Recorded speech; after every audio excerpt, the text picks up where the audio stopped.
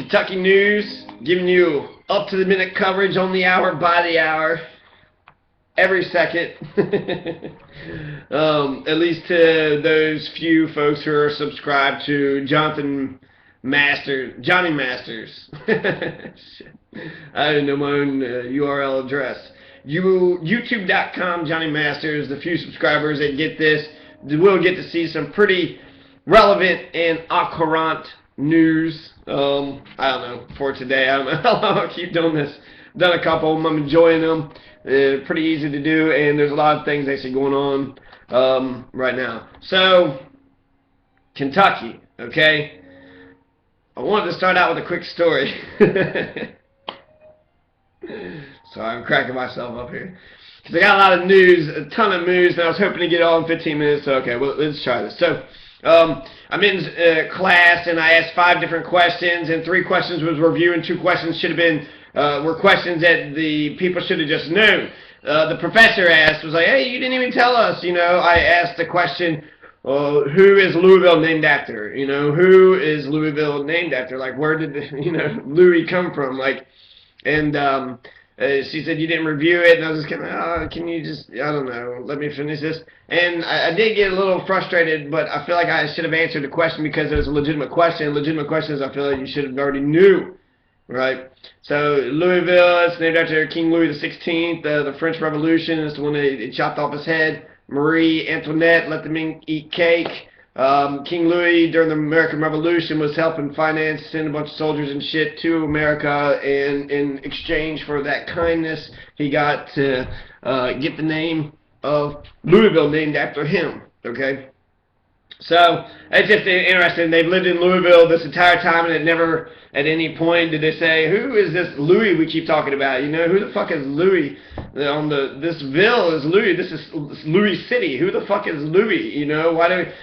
But there's a thing actually in Louisville is they fuck up the name. It's Louisville. It's what it is. It's like, Louisville, and that's, where you live, Louisville, Kentucky. So basically, they just try to fuck up the name as shitty as they can. Louisville. Louisville. It's just like a poor fucking lazy redneck type of fucking, Louisville, Louisville. So Louisville, yeah, go on Louisville. And that's what people call it around here is Louisville, and you need to know, how to say it right if you do actually want to blend in. But I've been saying Louisville. I prefer Louisville. So, I don't know, maybe they just didn't want to know, like, who is this Law? Who's this Lawville, since they fucked up the name so bad. It's like, who the fuck is Law? I don't want to give a fuck. Law, like, the law. I don't know. So anyways, it's, I don't know. I hate educating teachers too. They're never appreciative when I educate them. Okay. So, recently, you have Rand Paul and Jack Conway, old U.S. Senate foes, who are sparring right now in the media, and what they're sparring about is the legality of hemp, whether or not hemp can be raised in Kentucky. And so you have Steve Beshear, the governor, and Kentucky State Police. They wrote the Kentucky State Attorney General, Jack Conway, what his opinion was on the legality of hemp. Now, Jack Conway is with Operation Unite fame. He's been trying to cut down on all the pillbillies. He told Rand Paul he doesn't get Kentucky. He doesn't get Kentucky, and he's fucking wrong. He's so fucking wrong about this and stupid politically. But I guess maybe it's the only self-preservation. It's the only time, he can be relevant. So be looked as like some sort of type of, prohibition hero. And that's bullshit, because that's like a big fucking impediment to the law that was passed. The law that was passed, which was excellently covered by WFPL's Kenny Colston and Ray Hodge. They got right on it. It was March 27th, 2013, so they passed the hemp bill this year. The hemp bill was Senate Bill 50, and it was pushed through largely through the efforts of James Comer, the Agricultural Commissioner. Okay, so there's a hemp bill that was passed this year, and the hemp bill, the way it is set up, is it's legal to raise hemp as long as the federal government passes a waiver, okay? Federal government passes a waiver, then we're allowed to start producing hemp. Of course, they're going to want to get into the guidelines and do all these like real fine point details to make sure that hemp farmers aren't marijuana farmers. And I don't know. This is absolute genius because I'm at least under, I guess I could do some more research on this, but I'm under the notion that's the same plant, it's the same seed, and it depends on how you raise it. You raise it close together, it's all stalk, and that's hemp. You raise it far apart, and it blooms out real beautiful and bushy, and that's, you know, the THC-filled content that all the kids are smoking these days. You know, the goddamn whippersnappers, right? So you have an incredible Supreme Court battle, actually, for anybody that gets busted for marijuana right now. You can, in northern Kentucky, in Gallatin County, they just busted a farmer raising a bunch of, you know, a bunch of plants out in the field. And so, you know, the only thing that's really going to do, it's going to ruin that man's life and his family's life, and they will have, you know, no way to sustain themselves with daddy being in prison. But it's also going to jack up the prices on the market because, you know, if the cops are out there busting people, it's harder to get illegal goods, and the basic supply and demand, when you make something illegal, the prices go up. Basic supply and demand. So making it illegal actually increases the profit incentive of a person who is down and out or needs to make money. It almost, if you are a family man and you care about your family, you don't have a job, you should sell, you know, marijuana. You should raise marijuana and you should sell it. If you love your family, if you care about your family, and there's no other ways, other means of getting money. Okay, so you know, right now Rand Paul. So you have Rand Paul and Jack Conway ran against each other in the U.S. Senate, and this issue did come up, and Jack Conway says, you don't get Kentucky, but Rand Paul was elected, so I guess Jack Conway actually doesn't get Kentucky. He's been doing Operation Unite. The war on drugs, especially marijuana, has been going on since 1917. Appalachia is notorious for raising moonshine and marijuana. Chop said 70% of America's weed came out of Appalachia. I don't know if that's totally true. That sounds incredible, but it is a hill people, and you can't fuck with a hill people. You can't conquer a hill people. Think of Afghanistan. Think of Haiti.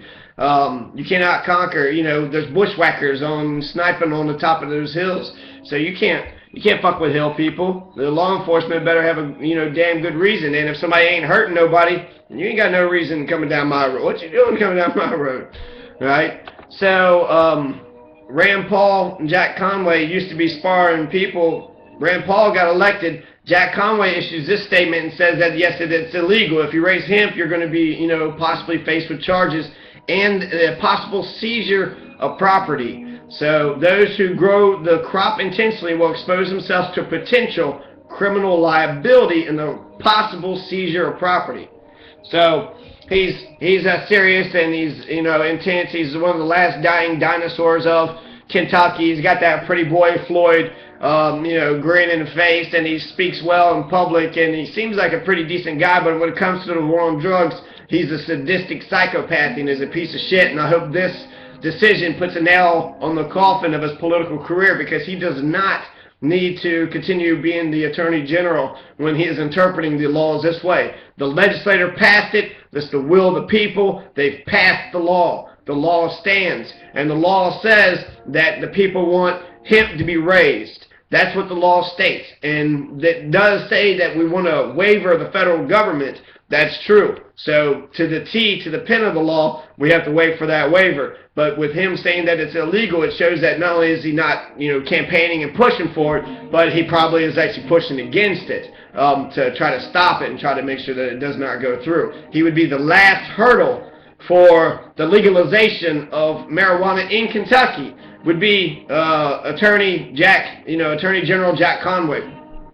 And maybe because he's done Operation Unite, he's probably busted so many fucking people, he might believe this shit, but he doesn't get Kentucky, okay? The Aqua Buddha ad, that's fucked up what Rand Paul did. He was a college student, maybe you can give it, he was like fucking crazy and stupid and didn't understand his hormones and women or some shit. weird shit, okay? But since he's got a wife, kids, seems like he's hasn't, made anybody pray to his Aqua Buddha, again. But the bigger point is the policy issues. And how they affect policy is, one, fills our prisons up with non-violent offenders who don't hurt anybody, most of the time good family men trying to raise family, has wife and kids. And the other one is saying that it's okay, and it should be okay. So you have one that wants to criminalize good, honest, working people, that's entrepreneurs and participate in the small economies, the small business owner. A good economy is the exchange of goods and services. So that's a good thing. You want that in an economy. More money means more money for everybody else. Everybody spends, everybody gets more money. Something like that.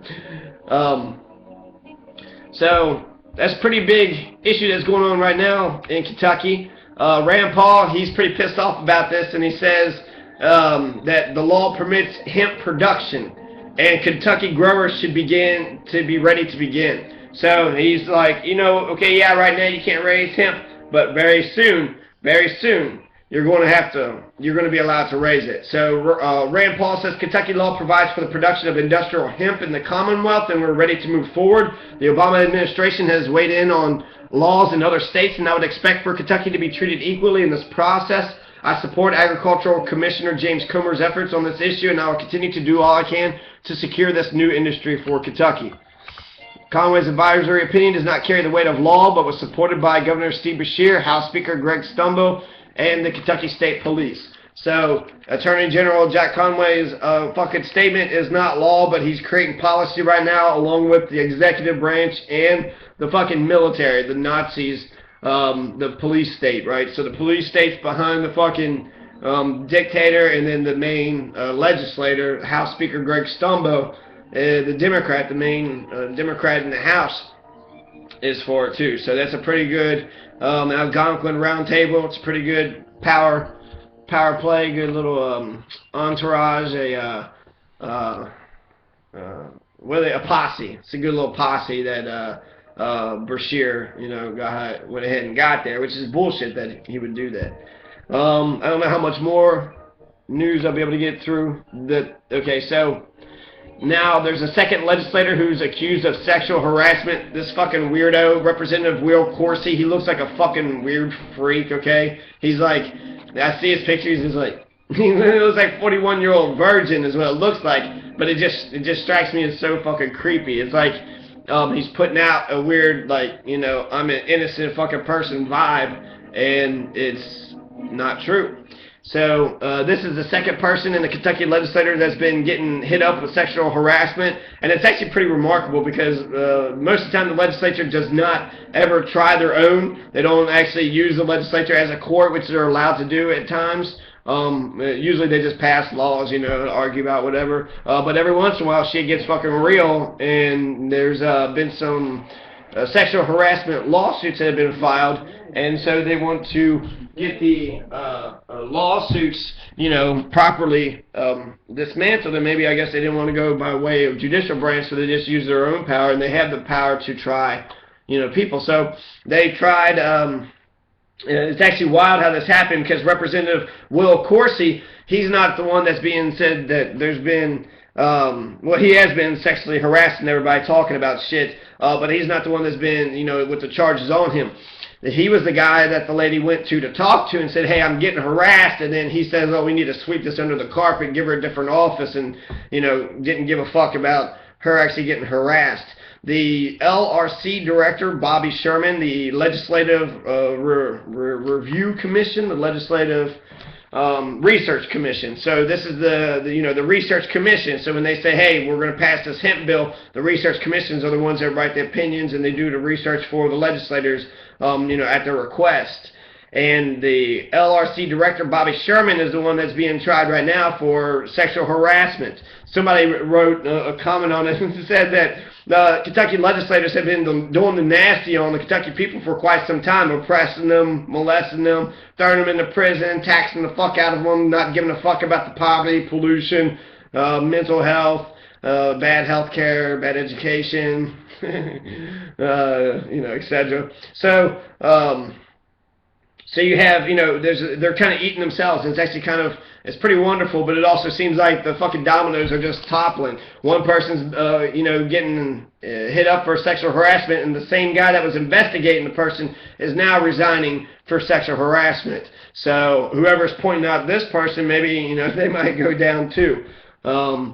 But that's a little bit of what's been going on in Kentucky.